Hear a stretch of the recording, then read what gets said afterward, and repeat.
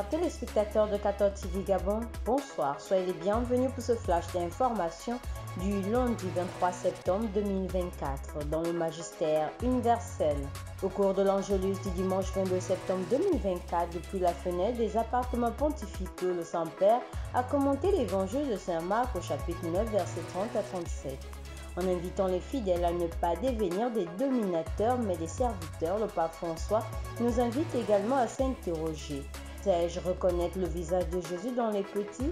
Est-ce que je prends soin de mon prochain en le servant avec générosité? Pour le pape François, le vrai pouvoir réside ainsi dans l'attention aux plus faibles. Toujours au Vatican, c'était le vendredi 20 septembre 2024 dernier qu'une rencontre a eu lieu au siège du Dicaster pour le développement humain intégral entre le Saint-Père et les représentants des mouvements populaires qui célébraient leur 10e anniversaire d'existence. Au cours de leurs échanges, dont le thème était « Planter un drapeau face à la déshumanisation », le pape François les a encouragés à lutter contre l'injustice sociale tout en les exhortant à donner une voix aux pauvres dont nous dépendons tous, sans oublier de faire des propositions d'un salaire universel de base ainsi que d'une augmentation des impôts pour les milliardaires.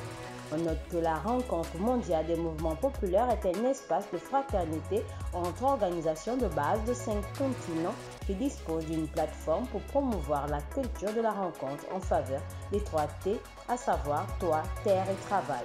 L'Église en marche. Le dimanche 22 septembre 2024, l'abbé Gildas David Osséizhomme, chancelier de son Excellence Monseigneur Ephraim Johnny, évêque du diocèse de Franceville, a présenté officiellement à la communauté chrétienne de la cathédrale Saint-Hilaire le nouveau administrateur, le père Yaroslav Antoniak. Le père Yaroslav Antoniak, près de l'ordre des frères mineurs capucins et communément appelé père Yarek, a été affecté le 22 août 2024 dernier par Monseigneur Ephraim Johnny. Au terme de ses civilités, le père Yarek a prononcé sa première homélie. Une annonce dans ce flash d'information.